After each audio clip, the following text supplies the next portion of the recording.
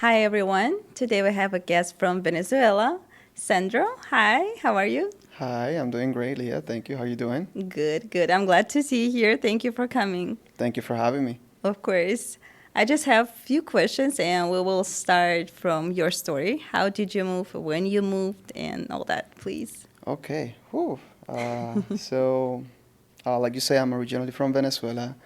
Originally from the northeast part, so it's called Puerto La Cruz. It's like a port town, basically a Mhm. port town slash city. Mhm.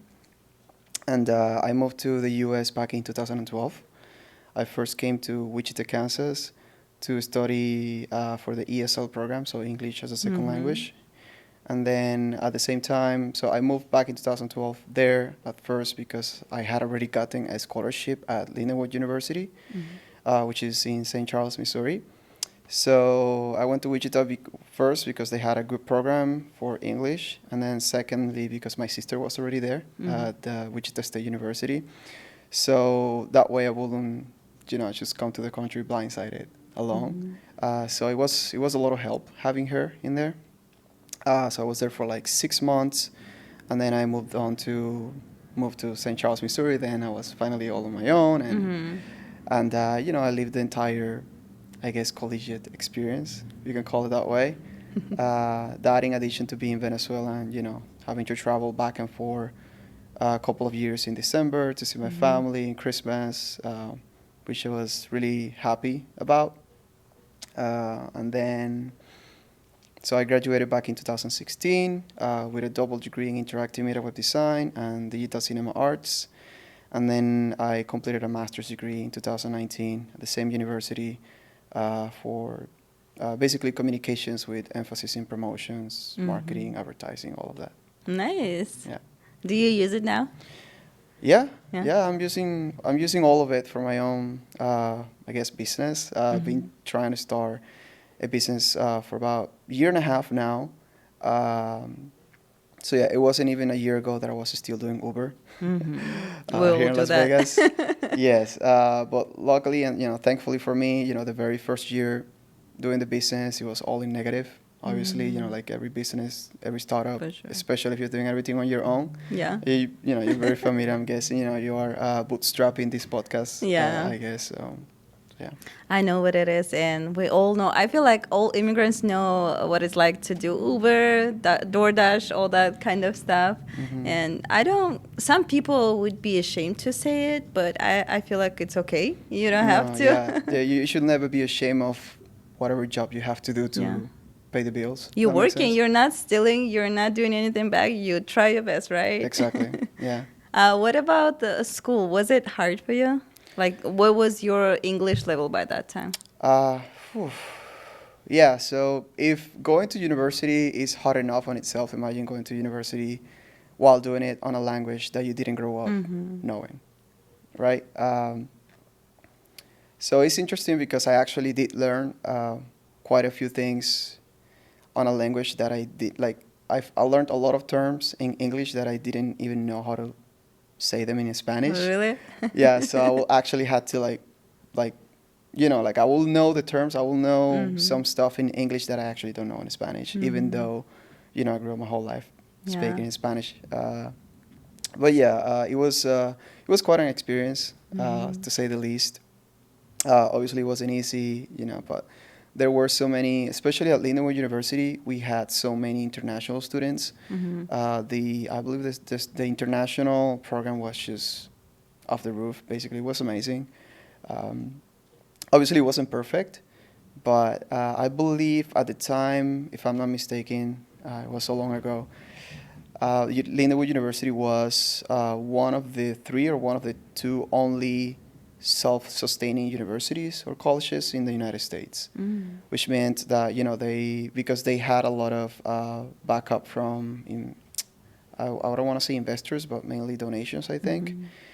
That's something that I didn't know at the time. Like I learned after a year or so of being there, and I figured, okay, it wasn't like a high-end university, but because we had so much backup, I don't, it wasn't bad. Let's just put it Mm-hmm. that way. And obviously, it was so different from, you have the culture shock and the language barrier, Mm. learning obviously, everything, especially the weather. Don't even get me started on the weather. The first year it was quite exciting Mhm. because I have never, I come from a place in which you have pretty much tropical weather Mhm. 3 quarters of the year, and then the other quarter is a little rainy, but it's never cold. Yeah. It's always kind of nice, and you have you kind of like there's like a scent or a smell about the beach or the sea that you can Yeah. smell from even from miles within deep in Mhm. town, and that's something that I grew up with. And then when you come here, it is either a lot like very humid or really dry, and then Snow. the snow. But don't get me wrong, like the very first time, because I actually moved right before summer to Wichita, and then I spent the whole summer in Wichita. And then when I moved to university in Missouri, it was a fall time. Mhm. It was beautiful. Like I've never obviously experienced, especially in that. It's called St. Charles. It's a very small town, close to St. Louis. It's really beautiful. I mean, you see all the colors of the trees, and the weather was actually really nice during the day. At nighttime it didn't really get cold, and then obviously you get the freezing temperatures in December, and we had snow for the first time, like for me the first time Yeah. ever. So I was really excited. I always wanted to play around and be a kid, Yes, of course. experience what it's like to have like a snowy Christmas or something like that. It was really fun. Mhm. But after that, after the first year, it gets a little, I don't want to say boring, but it gets depressing on Uh-huh. the winter time. Being inside, not having any sunlight for so long, Yeah. it is quite tough. Yeah, I don't know how people how they get used to that in here. Live the They whole grew up life with. doing all 4 seasons. Yeah. Yeah, I know it's hard. That's why I don't like um, to remember my life in Russia. It was like every year was like that. Mhm. Since November till April, Okay. it's snowy, cold winter, like really, really, really cold. And I'm like, Ish. I don't want to go back. I'm good here. How about the summers though? Summer it's hot, Mhm. but I feel like when I was back there, we didn't have ACs everywhere, and it was kind of hard to deal with because if you don't have AC, it's just stuck and it's hot and like, not the Ouch. best. So what brought you to the U.S. if you don't mind me asking? I won a green card. I got lucky. Wow, Hmm. lottery. Let's Yes, go. exactly. Good lottery winner. Yeah, I won a green card in 2018, and we had like time to fill out all the papers, do the medical exams and all that. And in 2019, we moved. I have two boys, and my youngest one, he was 6 months old. It Mhm. was really baby, and it was kind of hard to move here with no support. Like it was hard because I would have to stay home with kids. It's Mhm. just one income, and it was like that for 2 years. I was doing my online business, but it's not enough money because I was working with Russian speaking customers, Gotcha. and Dispar- currency. disparity Yeah, on the earning, yeah, it's a little yeah, different. it's not the same, but still, it was okay. But then I started to work at my first job was Amazon. I was Okay. unloading trucks, and after that, a little bit better, better, better, and better. And now, see, I'm doing podcasts Let's go. about immigrants, of Yes. course. Yeah. Trying to keep the American dream alive, Yeah, right. if that was a thing anymore. We'll see. What was your business about? Coaching, life coaching. Okay, okay. Did you Yeah. stop or are you still doing it? I'm not doing it, but I kind of miss it. Mm. My English is not on the same level, so not the same.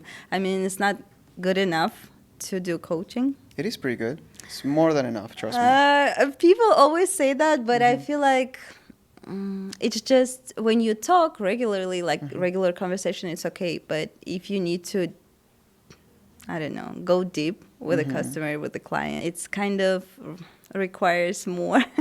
Do you mind if I actually um, share with you, I guess, an anecdote Yes, of course. um, to hopefully break that false belief, in my opinion, Okay. that you have?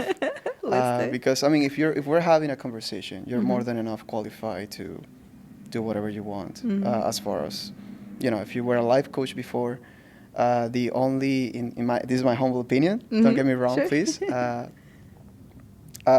have what it takes. I'm a firm believer that everybody, especially if you are at least 20, even if you are 21, 22 years old, and even after that, everybody has $1 million business in their head. We just get on our own way, and it is just a matter of whether you want to spend the time of actually making the business happen. And before I forget, I'm not gonna forget about the anecdote, but since I'm in the topic of the millionaire thing, I was actually thinking about this last night. There are more than 1 million ways to making $1 million, right? And everybody has the power to make $1 million, believe it or not. It is just whether or not you're willing to wait or work the time that's necessary to make the $1 million. If you live in an income, if you make $10 an hour, you need to work 100,000 hours to make $1 million. Yeah. That's gonna be a long time, sure. If you make $20 an hour, it's gonna take you half. So it's only a matter of trying to figure out how to make more money within a shorter period of time, and then you make the $1 million before or like earlier. Yeah. That makes sense, right? Yeah. And so coming back to your point, to the point in which I believe you have more than enough. You're capacitated. Have you heard of the imposter syndrome? Yeah. Okay. Do That's my problem. you believe you have that? No. We all do, right? Especially at Not some all of point. us, though. All of us do. Yeah, we all have imposter syndrome. So if you there's this story. Have you heard of Russell Brunson? He wrote the first marketing book that I ever read, for online marketing, that I Maybe read on my if I own. will see it, maybe I will recognize it. Maybe, Maybe, in my language it sounds different. Maybe. He's the founder of ClickFunnels. He made sales funnels a thing, basically, back in 2017, starting in 2017. He wrote like a trilogy of marketing books, and then on the second book, which is called Expert Secrets, he talks about, I believe that was a book. I read it so many years ago, but he shared the story of how is it possible that, or like how it was possible that Donald Trump message got across way better than Hillary Clinton back in 2016 in the election. And I was actually struck by realizing the level of education or the level of speaking here especially in the U.S. Nothing wrong about it. It's just like, this is just the facts. So most of, I think it was over 60%. Correct me if I'm wrong. You can Yeah, fact check let us me. know. It's all good. You can do a fact check on me. Most Americans cannot speak or read above the third grade level, like a reading level. So imagine like a third grade in a school. So yeah, and so if you listen to the messaging from Donald Trump back in the day, and then Hillary Clinton, I believe she was speaking over a 7th or 8th grade, and then Trump was speaking at a third grade level. And so if you're a native, or if you speak English, you know that his messaging is always like very simple, very easy. He's just like, we're the best. Like for everyone. Yeah, for everyone. Like he doesn't really speak like a very highly educated person, or a person that you will think is highly educated, right? So whether he intended it or not, his message got across way better than Hillary's at the time. So he connected with more Americans at the time, obviously. So, and that's how you win an election. You have to connect with more voters, more people vote for you, and that's how you win. And that's obviously without getting political and into all the other stuff. But essentially, that was one of the main reasons. Yeah. So if you think about it, in your case, you said that you believe that your English level is not good enough, which it is. We're having a conversation. You understand 100% of everything that I'm saying. Yes. When it comes to helping a client, all you have to do is listen. There is a reason why we have 2 ears and 1 mouth. So I like to believe, the way I like to see it, because especially, at least the last year or so, I have been doing so many sales calls, strategy sessions that I talk to help business owners. So I have to listen to them for like 2 to 3 hours at a time sometimes. And it's all about listening to what they have to say, understand where they're coming from, be interested, not interesting. You probably heard that before. And, that's all there is. And then if there is anything that you have to figure out on the moment, you figure it out. It's funny that as a life coach, I should be you and telling all that stuff. But at the same time, I feel like maybe I need to do something else. You know, it's not just I need to continue my career. Maybe I need to do something different, and we'll see how it goes. Maybe I will, one day I will turn it somehow, so I will do both. But Mm-hmm. for now, I'm really interested in doing the podcast Okay. because I meet a lot of immigrants and we all talk about same thing. And it's so nice to see different cultures. And I think when, let's say I moved from Russia, right? And Mm-hmm. I have my own bias, I have my own stereotypes. Probably you have different ones because you grew up in a different environment. And it's funny to see what we all see differently because we're all in America and it's the same everywhere, but we'll take it differently. And that's why I want other people to see how we see America with our eyes, you know? Yeah. I find it interesting. And every time when I have a guest here, I'm like, wow, I didn't know that. Yeah.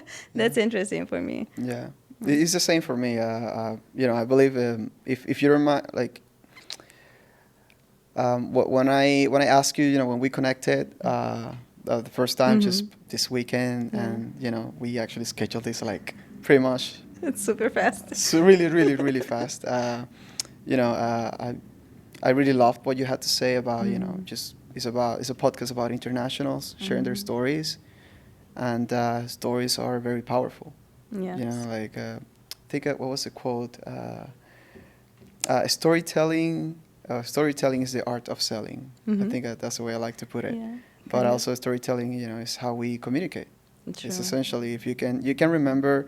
It's funny how we cannot remember concepts or theories, or when you study something, you study a subject, and you spend 10, 15, 20 minutes reading about the subject, and you can only remember, I don't know, like small portion of A it. little bit. But if it is written, or if it is, if you're reading a story about the same subject, all of a sudden you remember 90-something% of the story. Yeah. So you learn better that way.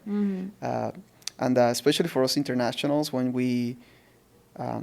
it's not necessarily the fact that we are internationals.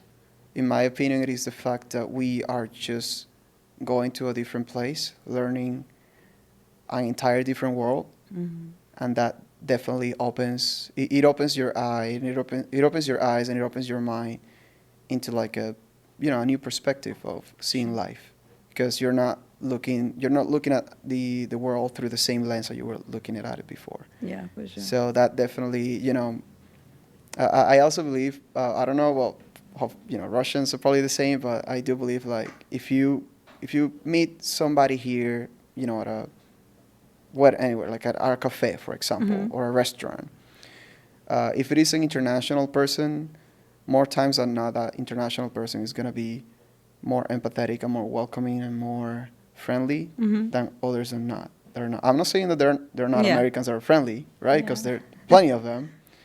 But especially if you meet an international person, doesn't matter if they're from South America or from Europe or from Asia, they're mostly going to be really, nice to you. Yes. Because I don't know, they have experienced a bit more than. Maybe. Yeah. Or in my case, I feel like I'm more nicer here because I don't want to offend anyone.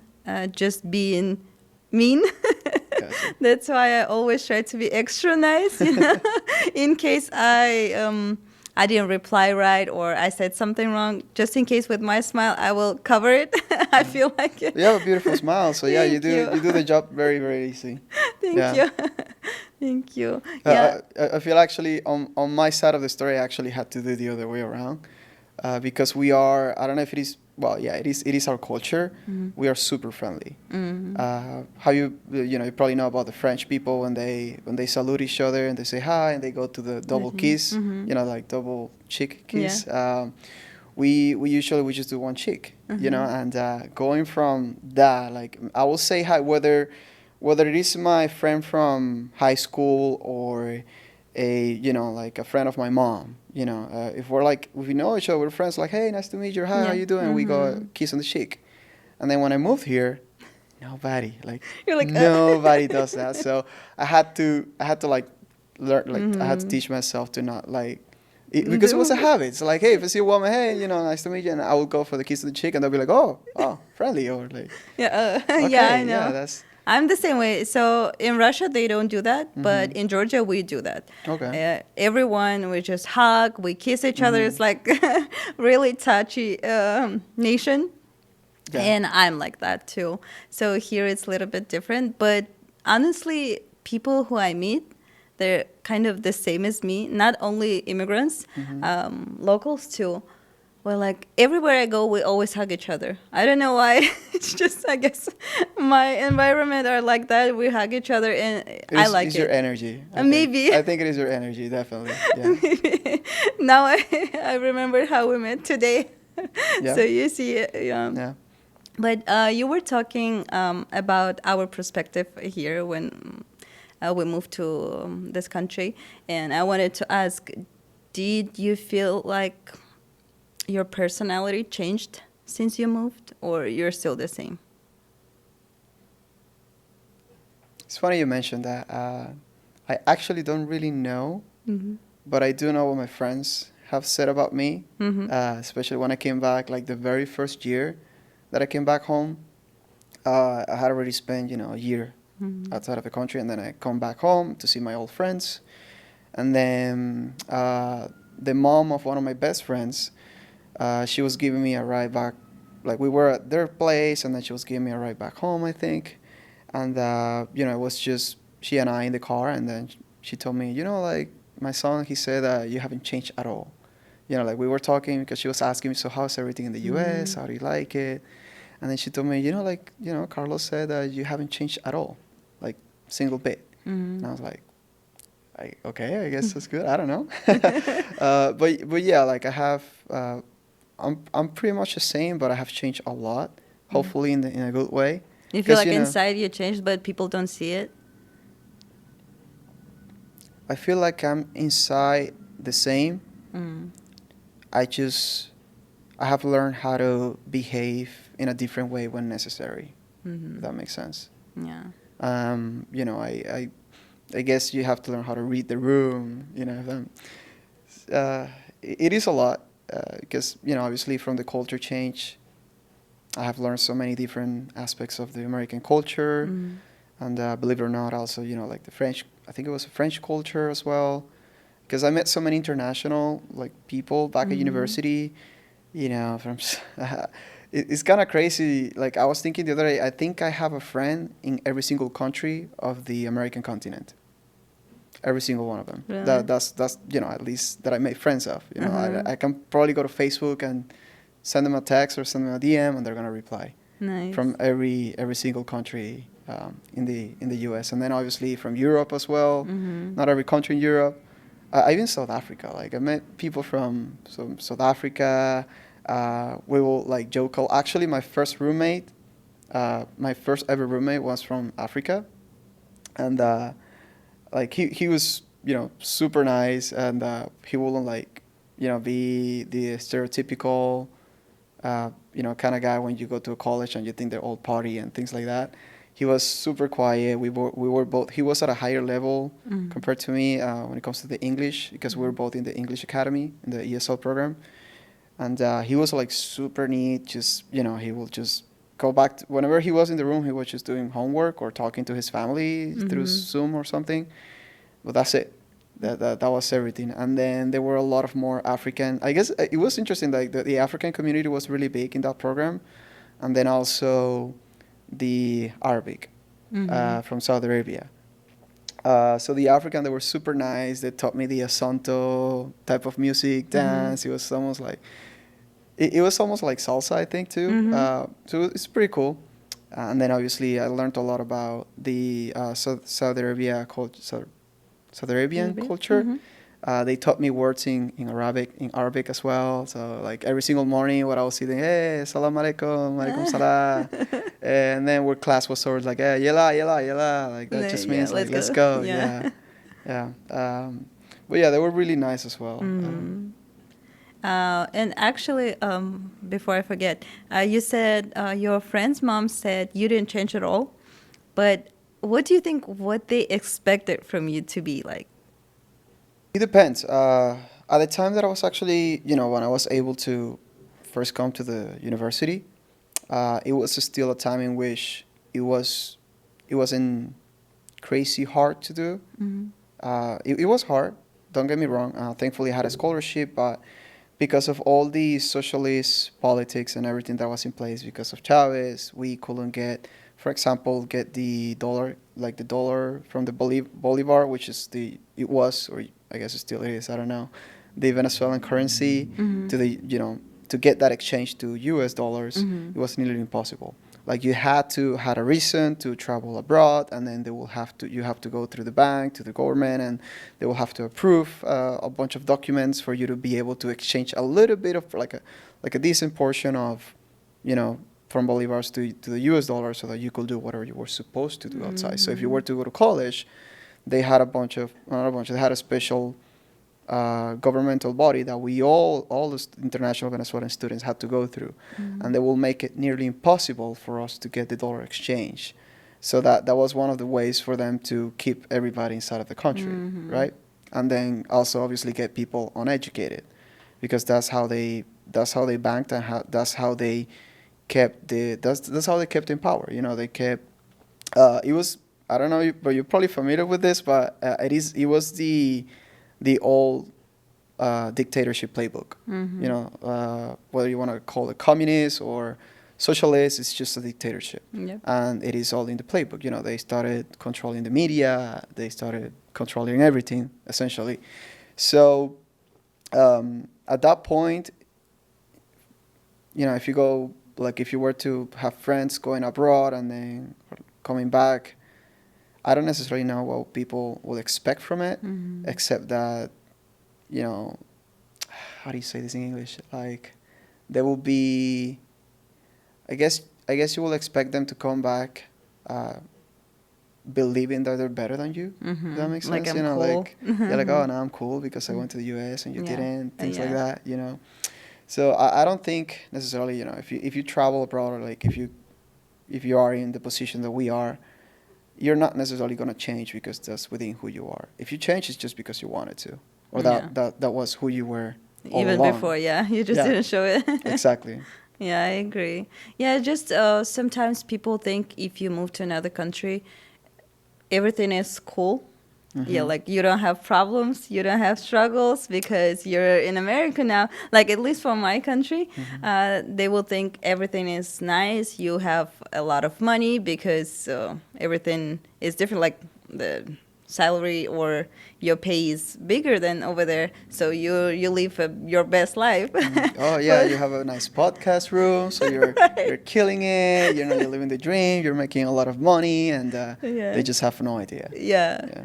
They just don't know so many stuff. We were talking before, like how you need to rent a place, so you need to prove everything.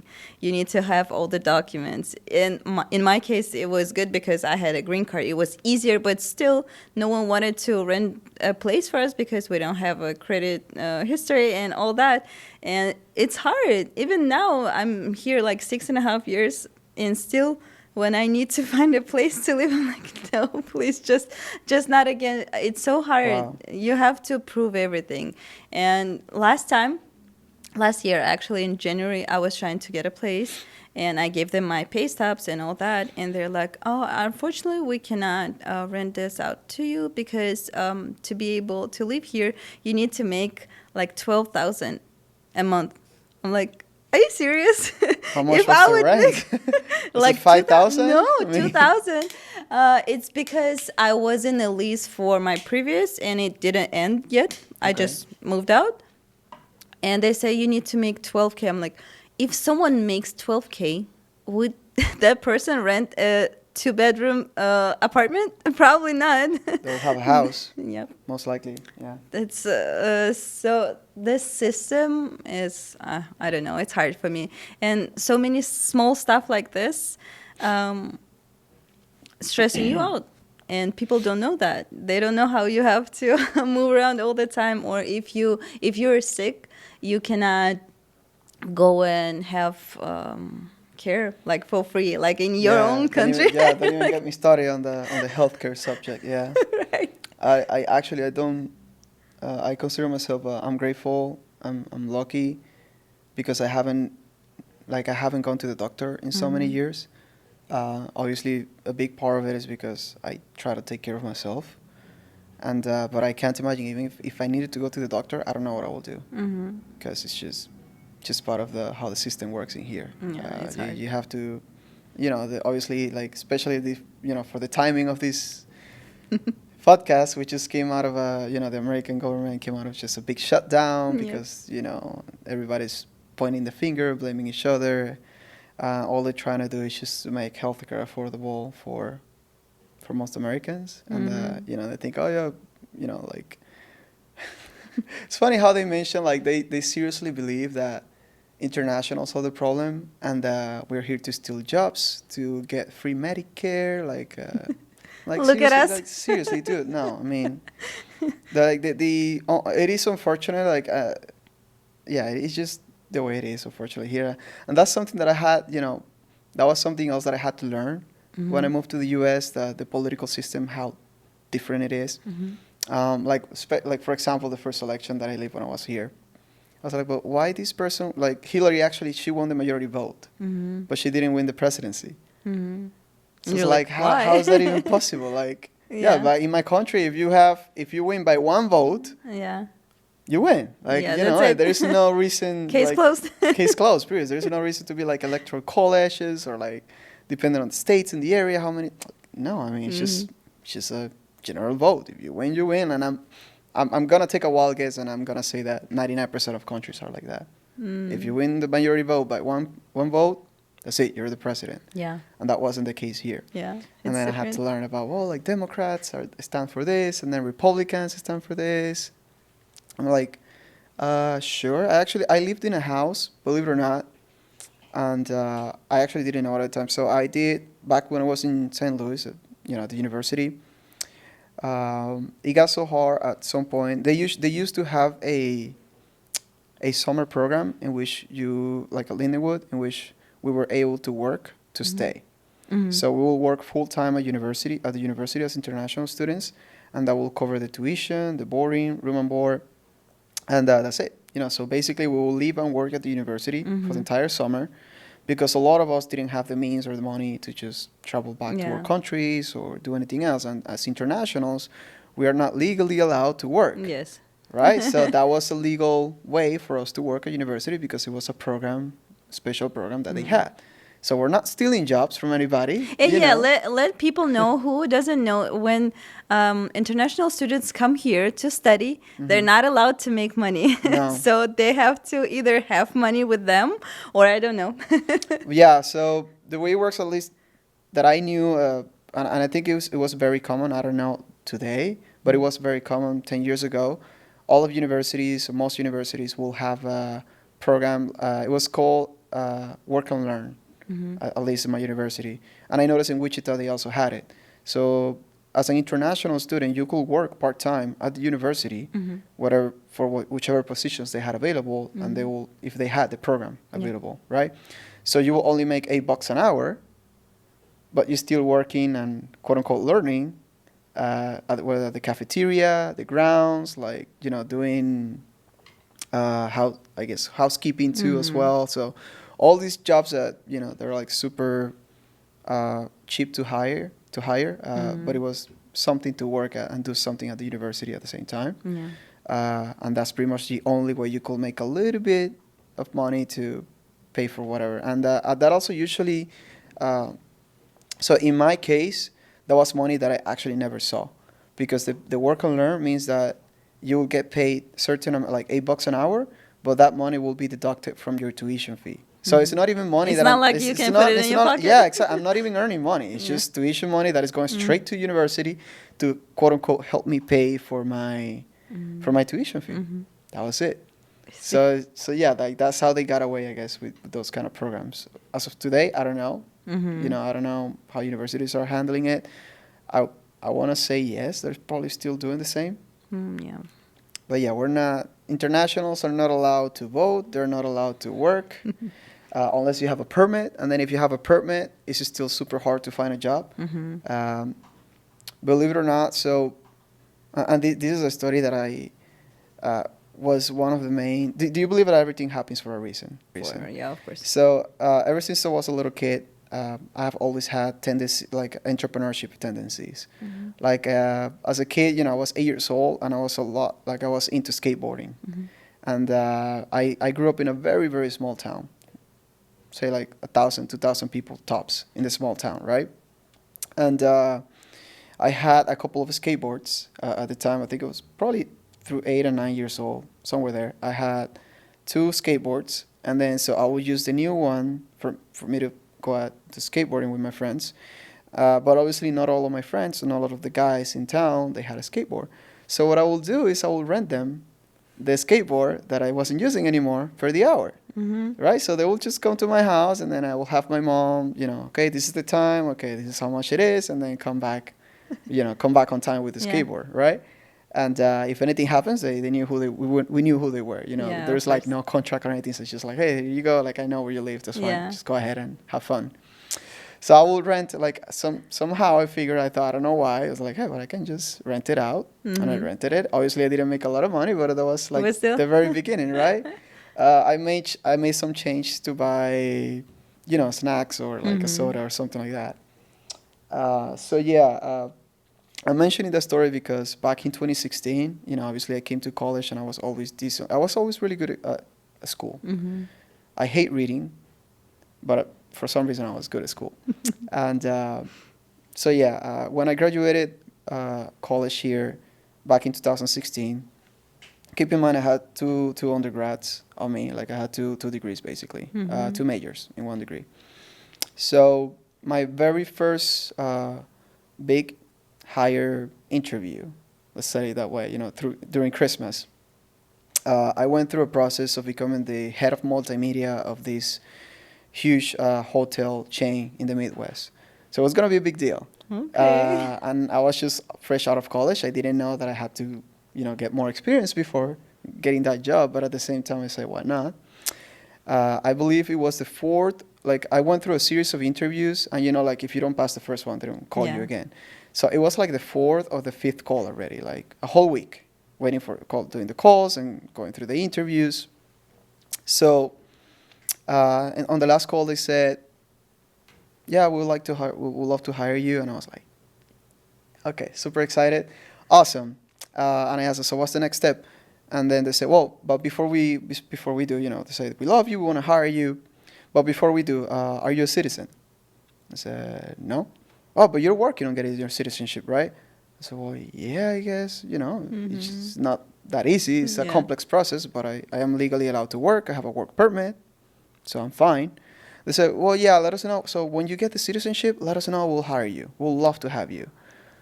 And I was like, why don't you hire me right now? I have a work permit. I can be here for, as long as you need me. And I said, no, we want you to be a citizen. So give us a call back. I'm like, cool. Little did I know, it was illegal. It was illegal not to hire me because of my background, ethnicity, whatever. Your status. Yeah, my status, yeah. So I didn't know that at the time, so I could have sued them potentially. And it was a big hotel chain. So, like I took the short synopsis of the story and I just posted it on Facebook. I was, I wanted to see what my friends had to say about it. And it didn't necessarily go viral, but a lot of people were commenting on it. And nobody ever said, like, I don't know why, but nobody told me it was illegal what they did. So I could have sued them, but I don't care. I'm not the type of person that likes to, do that. Essentially, I don't believe in that. I don't believe in screwing people over for no reason. Because you're not American. Sure. I mean, I could have made a lot of money. That would have been nice. It's not in your blood. It's not in my blood. Yeah, you know how we are. Yeah. So you're probably the same way. So yeah, that was one of the times in which I realized this is just another signal that I'm not meant to be working for somebody else. I love to work with people, not for people. And funny enough, everything I do is for my clients, so I have to learn and figure out a way to actually switch it over because as a solopreneur, I'm doing everything, and Right. so I'm basically hiring myself. I don't have I Mm-hmm. don't have a business yet. Yeah. If it makes sense. So yeah, that was just one of the many times that God or the universe has shown me Mm-hmm. you gotta be an entrepreneur. Like there's no way for you to just be And since another hire. then, you're not even trying like to get a job. You just want to Oh, do your own. I have tried a lot. A lot. Trust me. And I actually, I did move to Las Vegas in like right before COVID Mm-hmm. because of all the opportunities and all of the businesses in here. There were a lot more opportunities for me to do something with my life in here compared to small town in Mm-hmm. St. Louis, right? So that was essentially why I moved here. But even here, because I can't tell you how many thousands of times that I have applied for jobs, nothing. And when I got the jobs, I had to push like and talk to them and kind of like convince them sometimes to give me the job, and but very low pay. Like 10, 12 bucks an hour kind of jobs, and with a degree, especially or 2 degrees, and even with a master's degree, like Yeah. that's something you don't really want to do. So unfortunately, I don't want to say unfortunately, but I also found out, and while working as an Uber driver, Mm-hmm. there was this one passenger one time. He was a specialist at helping people get jobs and get hires and all of that. And we were talking, and he told me, yeah, your problem is that like you're stuck on a loop, basically. And that means that I am overqualified for the jobs that I should be getting, Mm-hmm. but I don't have enough quote unquote experience in the field that they will want me to have Mm-hmm. for the jobs that I'm actually qualified for. So practically I am unhireable, you Same know. thing here. I feel like also in Vegas, if you don't know people, it's almost impossible to get a good job. You have to know people, Your and your network is your net worth. Yeah, for sure. yeah. That applies everywhere, but yeah, especially here in Las Vegas. Especially here, Hmm. when you apply, even when I applied for jobs like Amazon, like pretty basic, still nothing. I'm like, what are you guys doing? Like, who are you hiring? And every time when I go to Facebook, people will say, I don't know, like all these new employees we try to hire like normal person who will just show up and do the job. Like, is it so hard? I'm like, but you guys don't hire normal people. We're here, and you Hmm. always deny or don't reply. Like, I don't know. It's hard. And I know finding a job in Las Vegas, it's a challenge. But hopefully something will change and HRs will look into all the applications. Or I don't know. We'll see. When it comes to those big companies, what you have to keep in mind is that most of them, if not all of them, have to keep the profits, and like the top priority is making profit. Hmm. Not necessarily, they don't really necessarily care about who they hire, Yeah, that's true. as you may know, whether they're legal or not or anything. Not necessarily, like huge companies, they obviously have to keep everything legal, Mm-hmm. duh.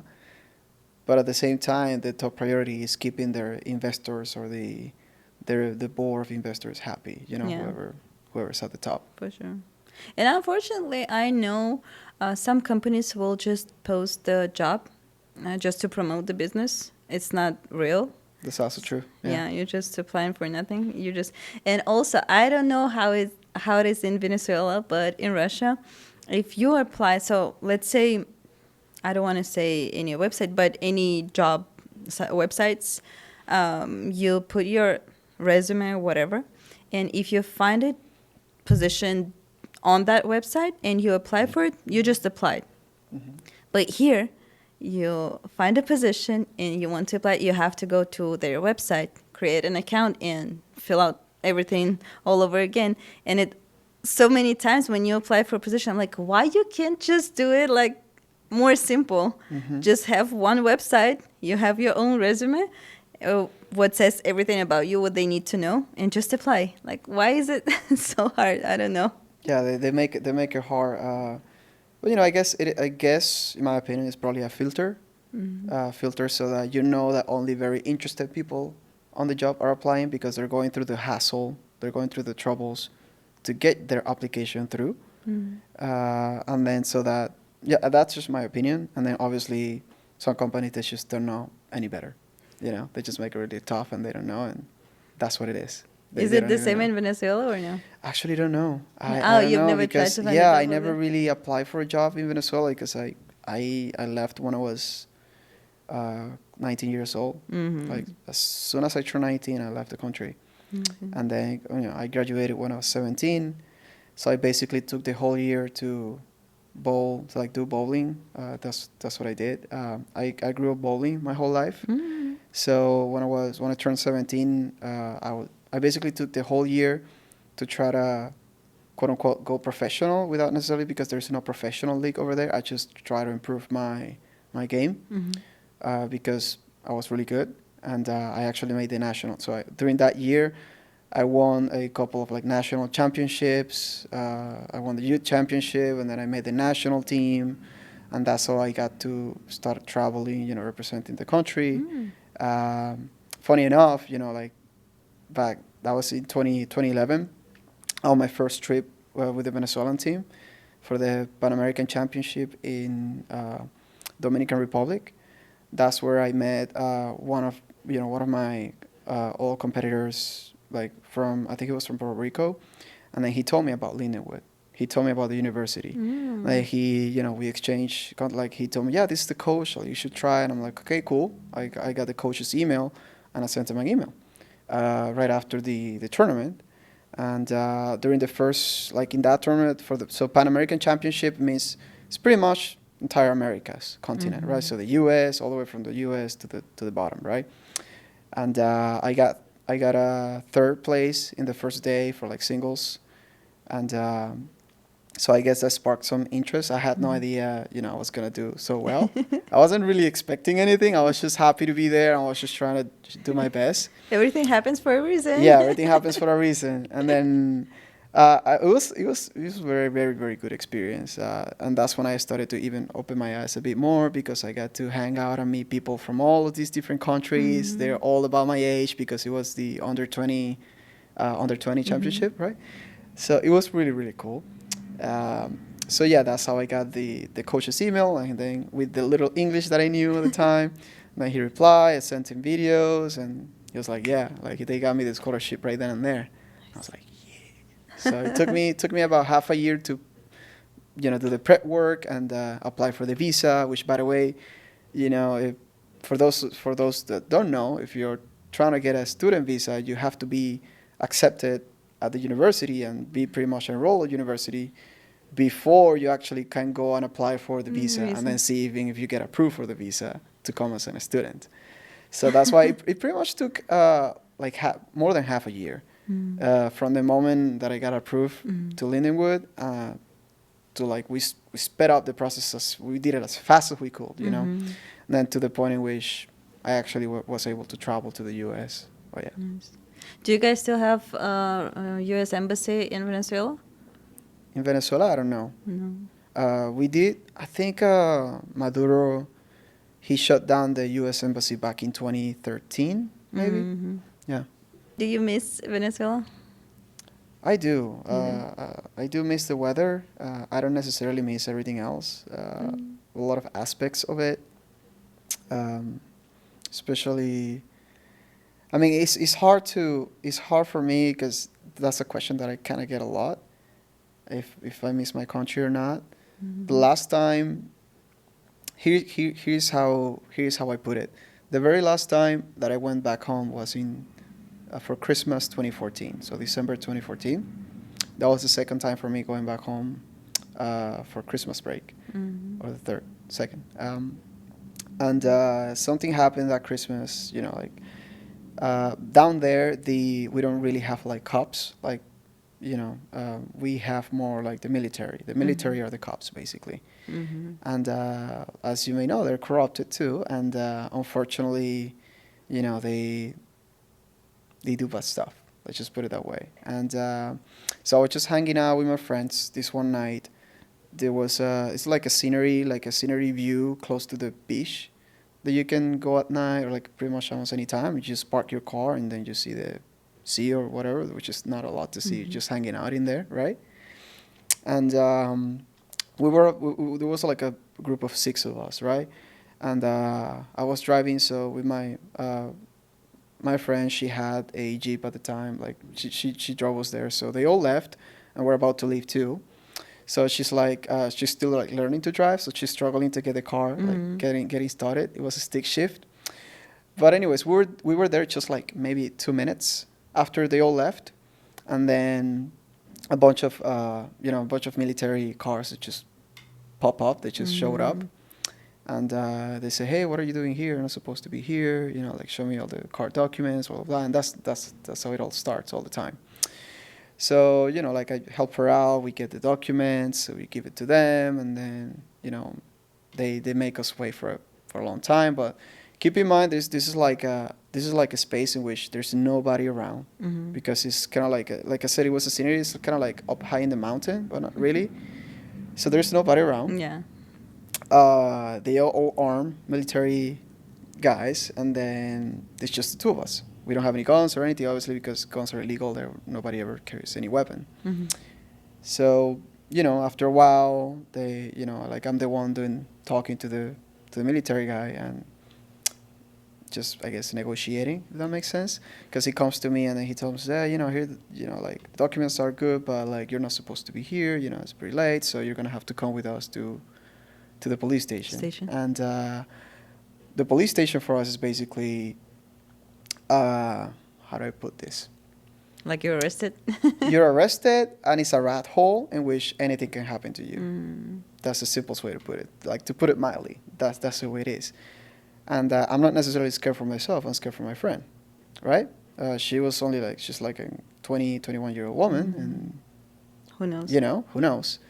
So I tell him, okay, I'll be right back. Let me go get the cash. Let me go get some cash. Be right back. So I go back to the car, and I ask her, hey, do you have any cash? Just give me everything you got. And then she's like, no, I don't have anything. I'm like, dude. So I barely had, I didn't really have a lot of cash with me, and so I just, I pulled together everything I had, like I made like a roll of bills to try to make it look like it had a lot. Right, and then I put the big bill on top of it, like to make it seem like it was something. So I go back to I go back outside and tell him this is everything I got, and then he gives giving the bills, and then he gives me the documents, and then he says like good night. So I go back to the car, and then I haven't even as soon as I sit down in the car, I tell her, just drive, let's fucking go, like let's go, like let's get out of here. And then she's like, oh, you need to put away the paperwork. No, just drive. So she's getting everything started. All the guys, all the military, they left. And not even 30 seconds later, we're about to get going. And then another convoy, like another group of the same, like military guys come over. And then the guy pulls over like right next to me. And I have the window down. Like I told you, it was a Jeep car. So I have the window down. And then as soon as the guy pulls over, he didn't say anything. I just told him, you saw the other guys going down there. We gave him all the money that we had. We're leaving. Good night. The guy didn't say anything. Really? They were like all armed guys. And then, oh my gosh. So obviously we left. Everything was fine after that.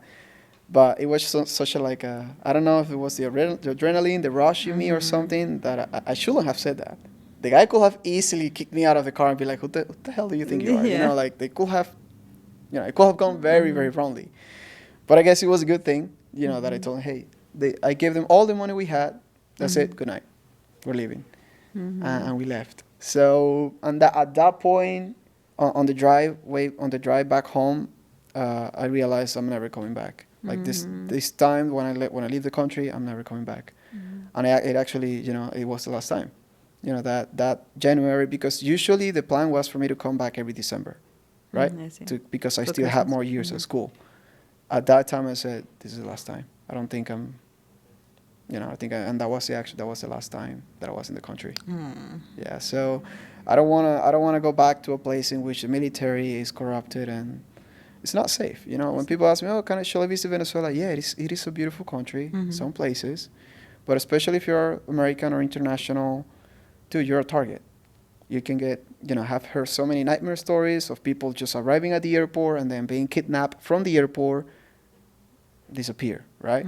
So there is so much, obviously it is sad because we are technically the richest country in the world. We have the biggest Exactly. oil reserves in the world. We can make anything and everything we need in the country. We don't need to import anything. We can actually export a lot. We're in the coffee belt. We have tourism. We have, all the mines and the minerals. And We gas. like it's such a, it's not necessarily a huge country, but it's big enough. We used to have 30 million people in there. We have now like 15, I think. So it is a sad situation of what dictatorship and socialism can do to Yeah. destroy a country. Because in like 80s or 90s, it was super fine. We were one of the top countries in the world that everybody wanted to visit back in the 80s and the 90s. Everybody, well, I want to say the 80s mostly. 80s. Mm-hmm. Everybody wanted to go to Venezuela, and it was a boom. Like it was a booming Yeah, country. I remember Yeah. even in Russia, in my head, if someone would say Venezuela, I would think about beautiful ladies, all the misses. Yeah, yeah. I'm like, wow, they're so pretty, so beautiful. And now I feel like it's completely different and it's kind of scary to go there, It is. unfortunately. So yeah, if you guys are planning on going to the country, make sure you have one or two buddies that you can really, really trust and be with them 24/7. Because that's at least that's what I have noticed. Like vloggers and people visiting the country, and then they have shown, oh yeah, like Venezuela is beautiful, and they have all these beaches and everything else. They don't obviously talk to you about the bad things, and or that these are people that are very low profile with a lot of money, and they can hire big teams, or like they can hire a bunch of security guard to be with them 24/7. So You they just don't see say them. it. You just don't see it. So if you want to, obviously, like I still have family down there.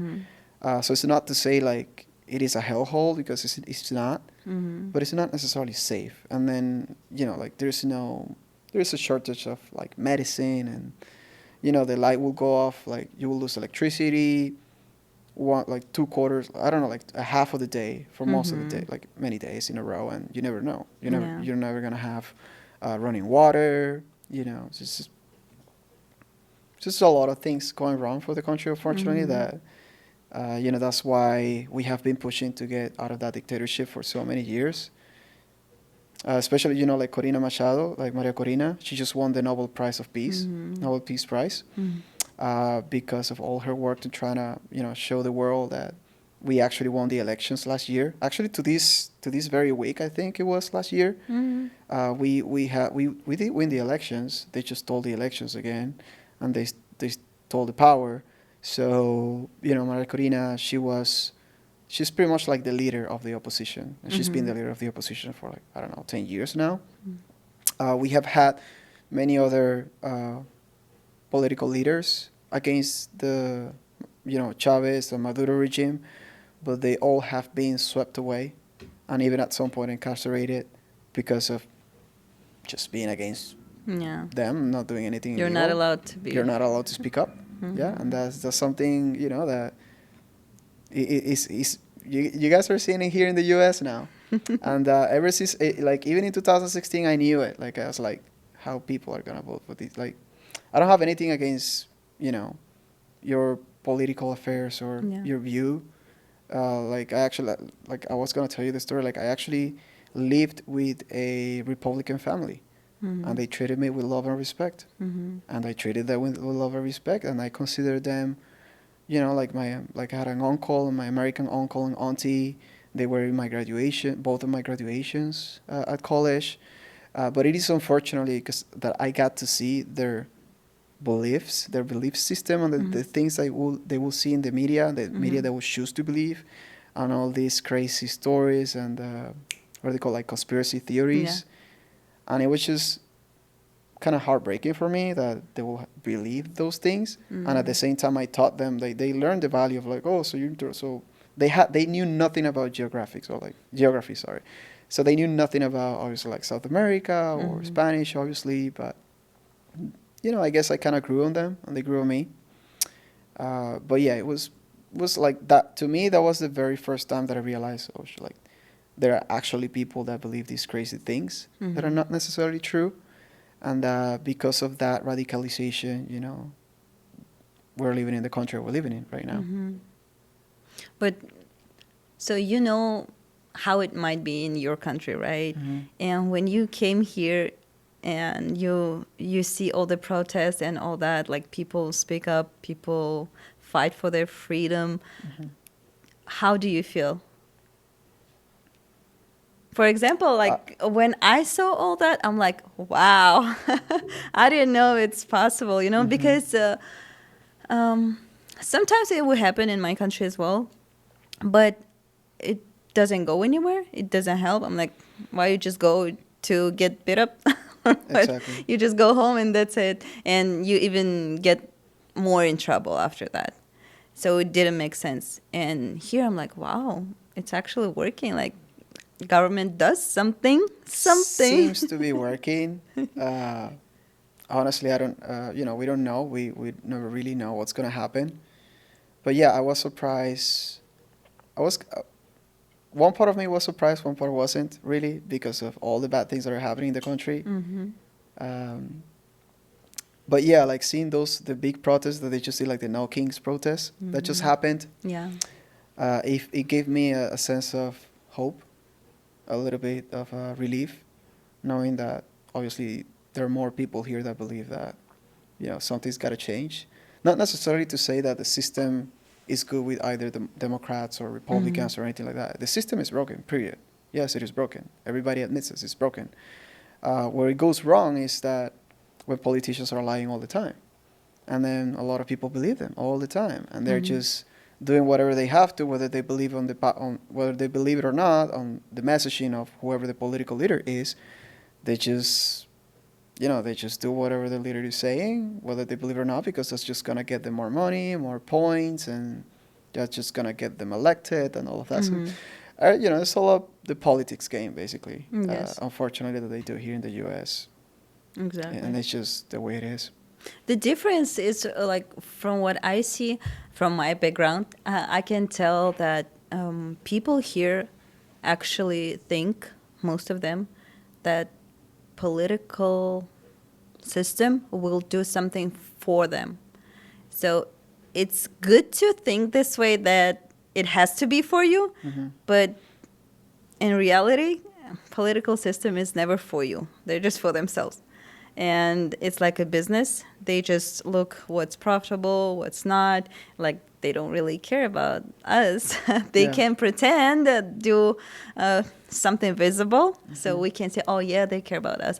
But in my mind, it's clear. It's not for me. Like Republican or Democratic, it's not for people. So it helps me because I don't stress too much about all that stuff, because I don't rely on government. Yeah. I just do what I can do for myself, for my family, and that's it. Perfect. Yes. That's what I think. And unfortunately, I don't know, maybe it's good, maybe I'm not right, but I feel like people rely on government a lot. And Yes. that's why they get upset so much. I don't know. Yeah, no, I agree 1,000%. That's the way it's supposed to be. Like, imagine the world that we will live in if everybody thought the same, just like you, right? If everybody had the same ideology that you have, if everybody had the same belief system, in which you are responsible of your own actions, you're not supposed to, like, nobody's going to come and save you. Sure, you could have some support, family and friends and whatnot. Everybody should be able to support each other. But at the same time, you're responsible for your own actions. Whether you're rich or poor, sure, like a lot of people, you can be born on one side of the aisle or the other. That doesn't mean that your actions are, that doesn't mean that the outcome of your actions should be dependable on the government. Yeah.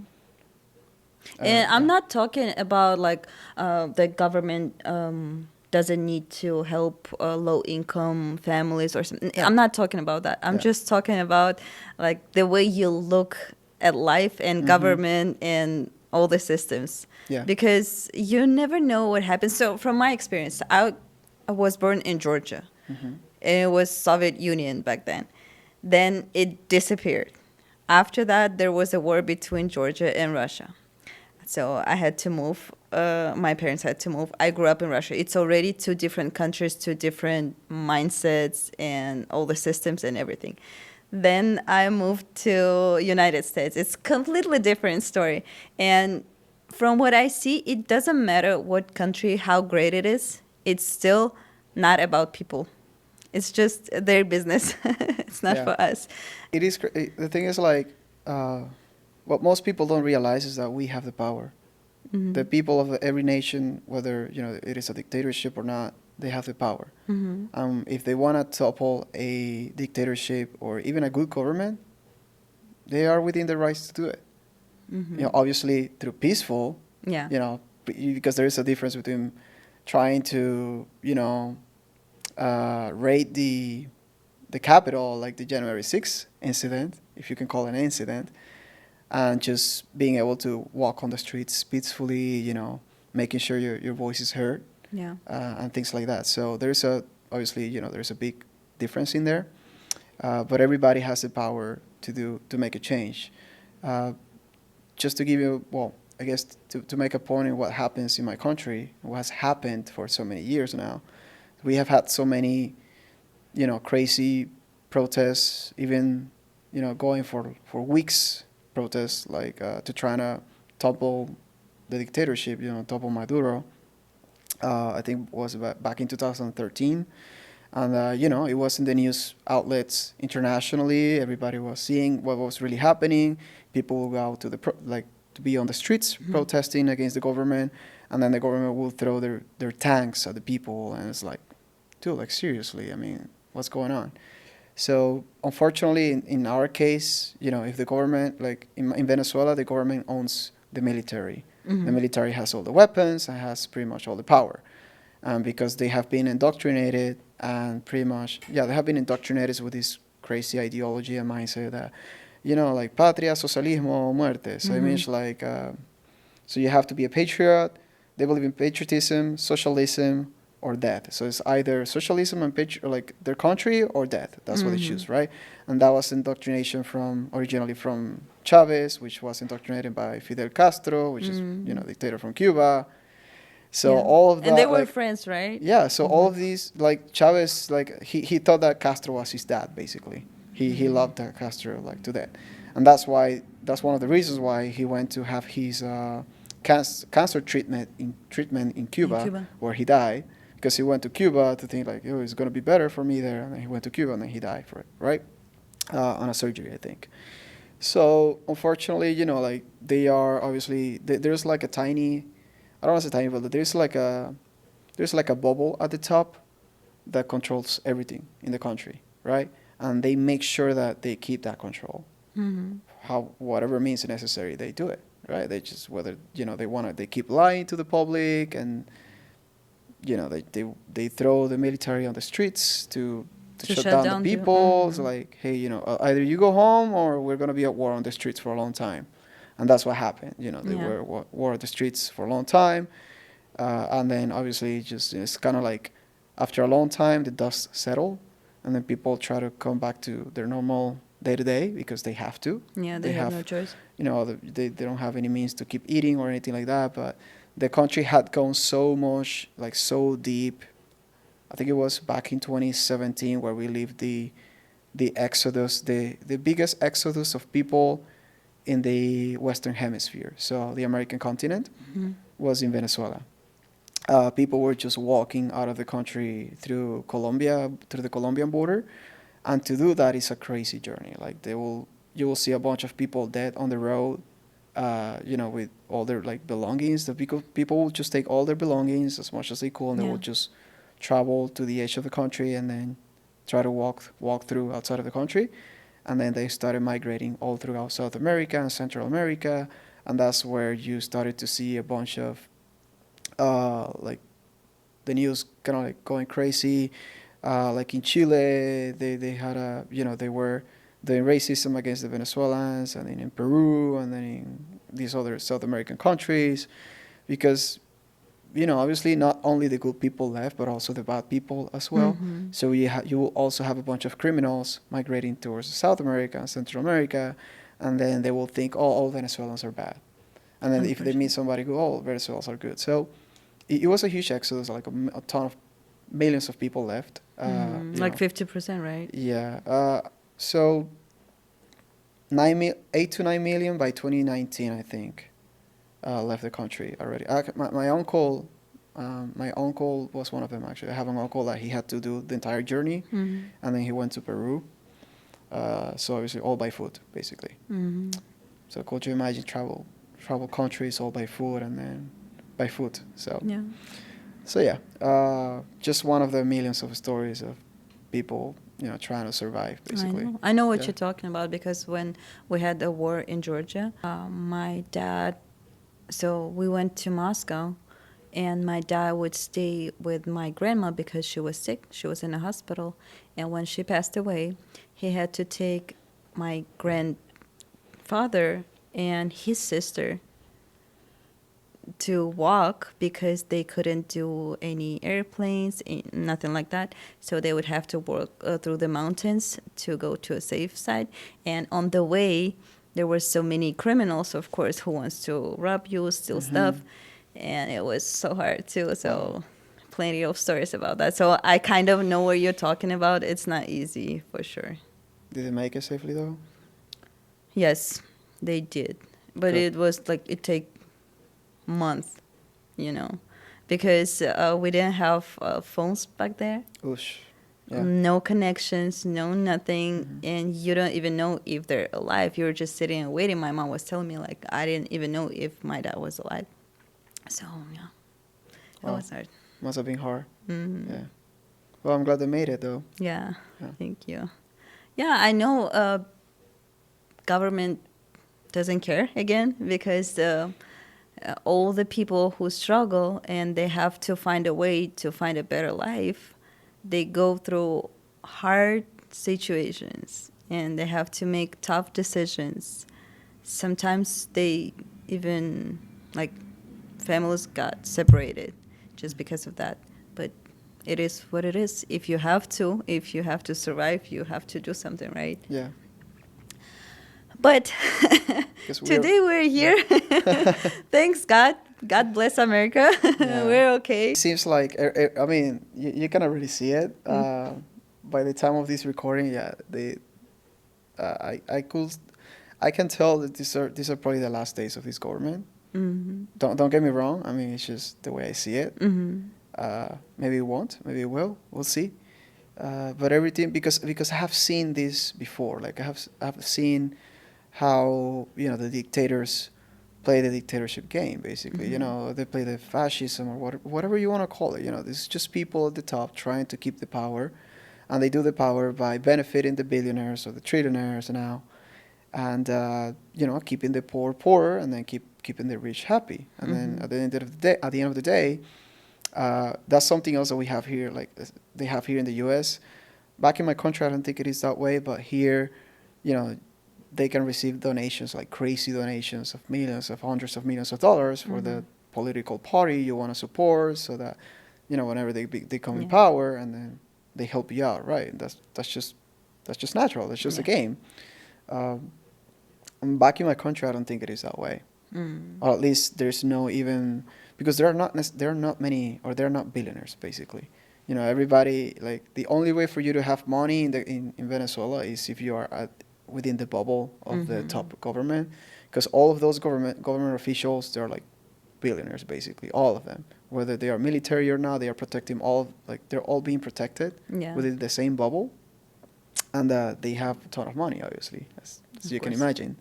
The richest country in the world. Guess how much money they could have each. If it's a lot of money to go around, not a lot of people to go around. So you could imagine how much money they got.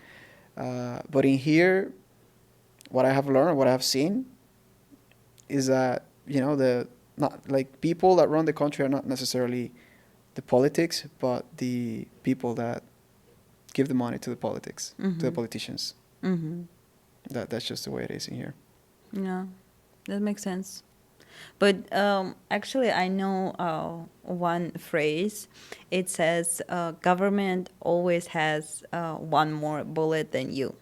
So do you think it's right or no? Wow, that's deep. Yeah, they probably do. They have more power. They have more people. They have more layaway than. But you remember you were saying, like a nation, like people. Yeah. we have power, so we Yeah. can change stuff. Yes. But what if government has one bullet more than us? Like, how can we do it? It is. Yeah. That's a big question, right? Yeah. If you guys know, if you have any ideas how to change, how to become stronger, let us know in the comments here. Have you heard the phrase, "He who controls the media controls the world"? Yeah, sure. The exact same thing. Let's say you're an influencer and you have a lot of followers and you can influence them, right? You can pass the message and you can teach people, you can do whatever, and people will listen. And I think this is the only way actually to do what you think is right and to change something, because it's possible. If you have like a lot of people who think the same way as you, maybe you have a chance to do something. Yeah. Well, actually, I have seen a lot of rise of the independent media. So that's what they call independent media, the influencers. I usually watch a lot of them on YouTube. Like, I don't even watch like CNN or Fox News or anything like that. I go through either independent media or, like social media essentially.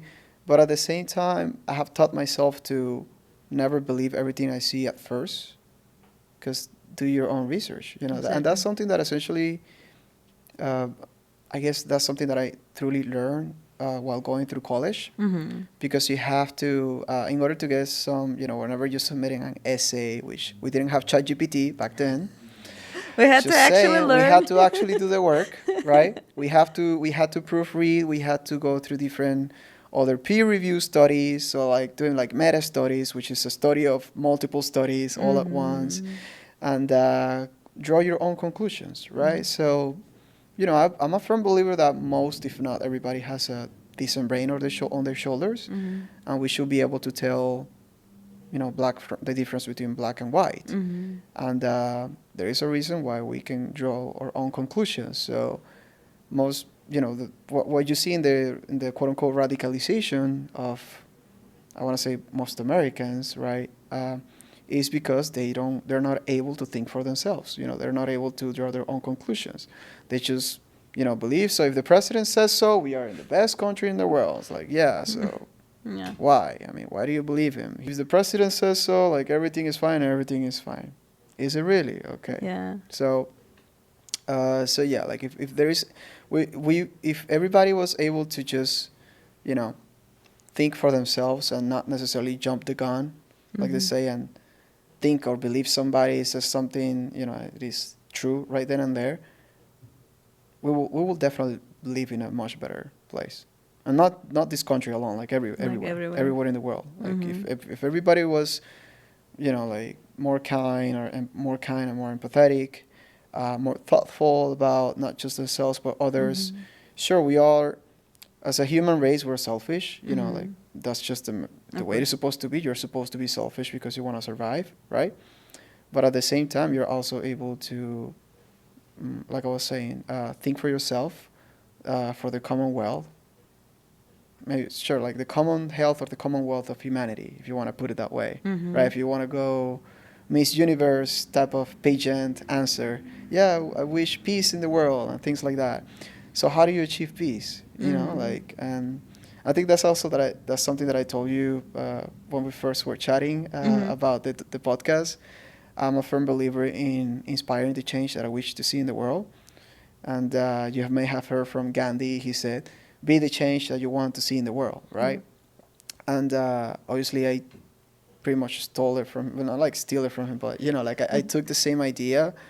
And the way I like to think of it is that instead of be the change, just inspire the change. Inspire other people to be the exact same as if not better of it. Because sure, you can be the change, you can be the better person, you can be the bigger person, you can help a lot of people. But what about those other people? What if there's no ripple effect? There's no snowball effect in that case. What you want to do, in my opinion, what I believe in is that I want to inspire, not you inspire by being, right? So sure, if I'm being the quote unquote the example, I never thought myself as a leader. I don't really see myself as a leader. but I'm trying to, like, I try to be the best version of myself that I can possibly be, and at the same time, while doing so, try to inspire other people to do the same. Yeah. Because if you can inspire somebody else to be the change that you want to see in the world, they're gonna do the exact same thing with their friends or their peers, and then it spreads around, and everybody's better off You're right. because of it. Like, And what I say, we need to share the stories so people get to know other cultures, right? Yeah. And I feel like when people know other cultures, they feel, not feel, they think differently. So they're like, oh, I remember that guy, or I remember this girl. She was nice, or he was cool. And that's why they think about this nation better. And it helps to spread that positivity and love. yeah, I think it's cool. That's why I bring all of you guys so other people can see the, even if we're immigrant and some people think we're stealing something or doing something bad. No, we're normal people. Yeah. We love each other. We love people. We love to work. We love to bring something good, right? yeah. And I hope what we do will change other lives Yeah. in a good way, right? To the 5 or the 100 or hopefully the 1,000 viewers in this video, you know, It doesn't matter, even they- this one. if there is a message or something that they should listen to, is that, you know, hopefully they improve their lives with by watching this, and hopefully they get to talking to more people and do the Right. same thing. Yeah, that would be great. That's ideally. You know, you're the kindest, or I want to say the warmest Russian I ever met. I'm not Russian, Like- that's why. Oh, okay, there you go. Yeah, so that's. Yeah. But yeah, no, you know, like People always tell me like, "Wow, you're so nice." Usually Yeah. they're not like you. I'm like, it's just because I'm not Russian. yeah, I'm just they're a kidding. bit colder. They're not bad people. They're just a bit colder. Yeah, in the they're not interaction that- wise, you know. Yeah, they're a little bit different, but just speaking about Russian people, they're not mean. They're not bad. They're just a little bit different in a way they show their intentions, maybe. And also, here in America, when you meet someone, they'll be like, "Hey, hi, how are you?" They will be smiling. Nah, you're like, "Nah, not really." Not really. Depending on where in America. Maybe. Yeah, depending on where in the States you mean. Like in the Midwest where I went 1st. Oh my gosh. No? I mean, sure, there were some. It's funny, actually. So, like the baby boomers, so the people above 60 years old or something back then, those were the the kindest people. When I will meet with them, they will talk to me, and they, you know, they always like to, because they're more of a, they grew up in a generation of a face-to-face type of interaction, talking to other people. Not to say that the other generations were necessarily bad. I did make a lot of friends, American friends, and they were like super kind to me as well. But mostly, like, I want to say, I don't want to say mostly, like, maybe like 50-50 of the interactions that I had, you know, with Americans, like 50-50 were either nice or really dry. Oh, really? You know, they will just keep to themselves. But I mean, maybe your experience is different. But if you go if you go, say, for example, to more international, I guess, international Fed communities. So if you go to Miami, you know, there are a lot of Latin people in there. So that's kind of like the culture in there. So everybody's really warm, it's really nice, it's very friendly. If you go to the Midwest, there are not a lot of like the Latin communities there are not necessarily that big. So everybody's kind of like a bit more cold, and, you know. If that Not makes too sense. many immigrants go there, though. No. But I mean, there were more than what I thought there were gonna be. There are quite a few actually. But yeah, no, it's not necessarily like, because we like I guess we like the warm weathers. You know, so we go to the nearby the beaches. So like either Miami or California. Yeah. So I have no idea what I'm doing here in the desert, but yeah.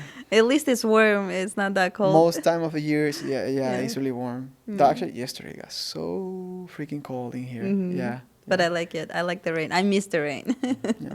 Yeah, we need rain. We need We need rain. water here. For Yeah. sure. Yeah. And speaking about all the people, do you have a special message for your Venezuelan people? Who is here, who is over there, just to... A message to all of my fellow Venezuelan people.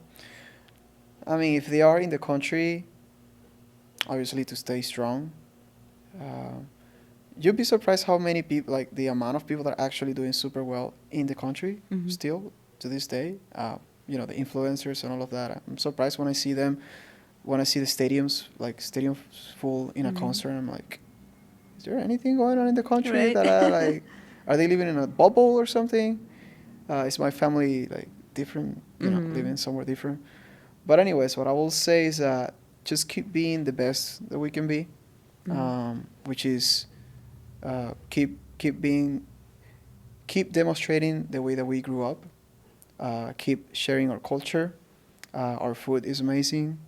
Our warmth character or warm energy is always amazing. We're always super friendly. Like we could meet some random stranger on the street, or like on a coffee shop anywhere, and we'll make best friends in like 10 minutes. Yeah. So that's how crazy it is, right? So that's what I will say. Don't let the cultures of wherever you are in the world shut you down. Actually, don't let them dim your light. That's what I'm trying to say. Let them, show them who you are. Show your kindness, show your support, show your empathy, show your energy. We're actually very energetic too. We're very happy people. It's crazy to me that actually back in 2008, we won the prize for the happiest country in the Oh, world. wow. And I was only, like 13, 15, something like that. I was surprised because I didn't know, like Venezuela, the happiest country in the world. Like, nah, it's nah, we don't live in the same world. But yeah, apparently we were. And so yeah, because we have the tendency to make fun of our own unfortunate situations or own discrepancies. Maybe you're about, I don't know how people are in Georgia, but like, if anything bad happens to you, or like we tend to make fun of it, to make like we prefer to laugh instead of crying. Right. That makes sense. So that's not necessarily like a point of view that we have. That's more of our culture, basically. The way to deal with the hard situation. Yeah, Right. that's how we deal with heartbreaks. That's how we deal with unfortunate situations. We try to make jokes. We try to have a good time. That doesn't necessarily mean we're not sad. We're not, crying inside or anything like that. It's just, that's just the way we are. And actually, I wanted to ask if you have had or have American dream. So when you moved here, did you have one, or do you have now? For me, the dream was to become, or one of the dreams was to become the best bowler in the world. And starting last year, actually early this year, I said, you know what, enough is enough. At least for now, I'm hanging off my shoes. That this is something that I really want to think about for a long time, at least until I can completely have my business up and running pretty well, and I can maintain myself, sustain both my parents. And then if I want to think about going the bowling route, if I want to make the sacrifice, because it's a lot of sacrifice you have to do to go to that life, then maybe I will do it. We'll see. I don't know. But I would rather just focus on this right now. And because of the power of being able to focus on my business solely, I've been able to be on this position that I am right now. Like I told you, like the very first year was everything in negative. Like I wasn't making any money for the first year. It wasn't up until exactly 12 months after I started the quote unquote business that I was actually in profit. And that was just like $5 in profit, something silly. But, I've been trying to grow the business slowly after that. Of course. You'll get there, for sure. We'll try. Hopefully, yeah. Well, thank you for coming. We had nice conversation. I loved it so much, and I feel like 2 hours is not enough. It's never But it was enough. really good. Thank you so much. No, thank you so much, Ali. It was a pleasure for me meeting you. Thank you for the opportunity. Thank you for having me, and thank you on behalf of all the future international visitors you're gonna have in the podcast, because I know they're gonna have a blast with you. Thank They're gonna you. they're gonna appreciate it. And I know you have a big future ahead with the Thank podcast. you. You're gonna be doing so well. So hopefully you remember me when you're big and famous and everything. Of course. Yeah, you'd be like, hey, Sandra, you want to return to the podcast? Hopefully, okay. Yeah. Yeah, we will awesome. repeat it again. Absolutely, absolutely. See, Yes. guys, we need your comments. We need your support. So please like, subscribe, and share this video. And we love you. And to all immigrants from all over the world, just come here, be my guest, and share your story.